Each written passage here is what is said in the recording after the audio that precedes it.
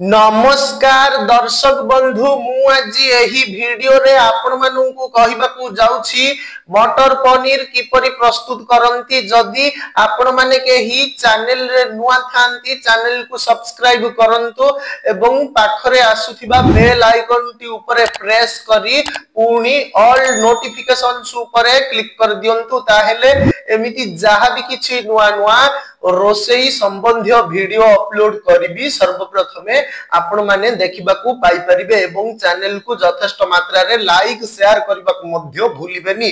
ताहेले चलंतु देखिनबा मटर पनीर किपरि प्रस्तुत करंती एवं एथि पई कोन कोन सामग्री प्रथमे नेबाकू हुए।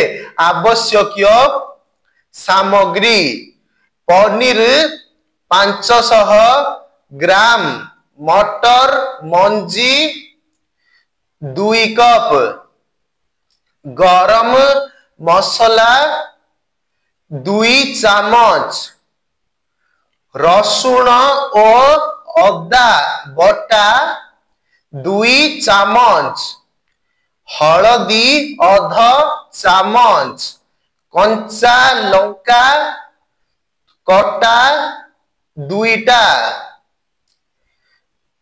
लंका गुंड 1 चामच, अदा कटा 1 चामच, जायत्री गुंड आधा चामच, तेजपत्र गोटाए, दालचीनी खंडे, लवंग 5टा,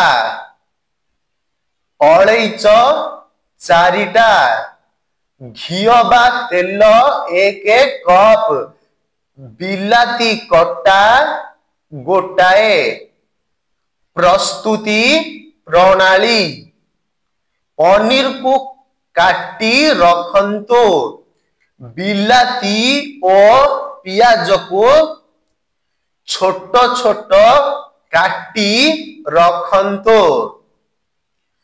कड़ाई रे तेल गरम करी गोटा मसला पकाई फुटाई कटा पियाज अदा कटा लंका पकाई पियाज लाल होई गले हलदी और लंका गुंड पकाई भाजंतु। सेथिरे अदा रसुण बटा पकाई अल्प पानी देई फुटांतो।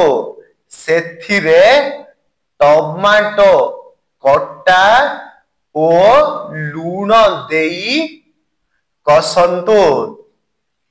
कसी होई गले पनीर और मटर मंजी पकाई पानी देई घोड़ाई दियंतो।